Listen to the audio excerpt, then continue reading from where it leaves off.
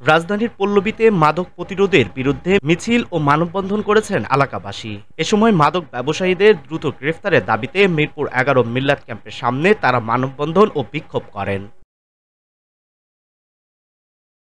সমাজের কোটি কোটি ব্যক্তির জন্য আজকে যুব সমাজ ধ্বংসের।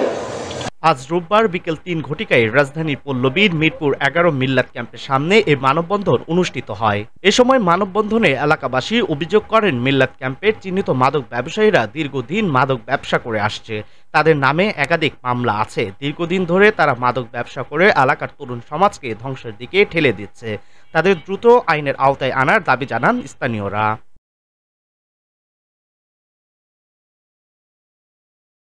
আজকে যদি তারা মাদক খেয়ে মাদকের কারণে ধ্বংস হয়ে যায়, অবশ্যই আপনার একটি পরিবার ধ্বংস হয়ে যাবে। আজকে আমরা এখানে দাঁড়িয়েছি মাদক বিরোধী অভিযানে। আমরা মাদকের বিরুদ্ধে বিএনপির কোনো পরিবার মাদক সেবন করে না।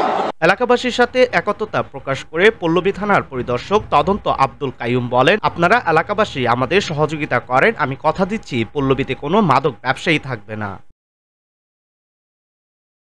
শুধু এটি না, জনগণ তার স্বাভাবিক নিয়মে সাধারণভাবে কাজ করে যাবে, তার জীবনে কোনো হ্যাম্পার হবে না। আমরা বদ্ধপরিকর এই সেবাটুকু দিতে। কিন্তু আমি তো একা, আপনারা কয়জন, আপনাদের কিন্তু আগায় আসতে হবে কিনা। এখন আপনারা যদি বলেন যে আগায় আসতেছি, আমার বলতে চাইছো না, তাই কিন্তু হবে না। আপনি আমার জন্য যদি শতভাগ সলিড থাকেন, আমি আপনার জন্যই শতভাগ সলিড। আমাকে আপনারা অ্যাসুরেন্স করেন যে আপনারা আমাকে সাহায্য করবেন, আমি দিন রাত ২৪ ঘন্টা আপনাদের এখানে বসে থাকবো, কোনো সমস্যা নেই। এ সময় মানববন্ধনে সভাপতিত্ব করেন ৫ নং ওয়ার্ড বিএনপির যুগ্ম সাধারণ সম্পাদক আমিনুল ইসলাম। এছাড়াও উপস্থিত ছিলেন ৫ নং ওয়ার্ড বিএনপির সহসভাপতি আবু সাইদ সর্দার, ৯১ নং ওয়ার্ড বিএনপির সাংগঠনিক সম্পাদক নাইম, পল্লবী থানা যুবদল নেতা রফিকুল ইসলাম, ৫ নং ওয়ার্ড যুবদলের সদস্য সচিব রিয়াজ, সিনিয়র যুগ্ম আহ্বায়ক জাকির হোসেন, ঢাকা মহানগর পশ্চিম ছাত্রদলের যুগ্ম সাধারণ সম্পাদক সিরাজ, ৫ নং ওয়ার্ড বিএনপি নেতা সৈয়দ হোসেন মিঠু, আজহারুল ইসলাম নান্টু, মনির হোসেন বাবু, সেলিম সহ এলাকার গণ্যমান্য ব্যক্তিবর্গ।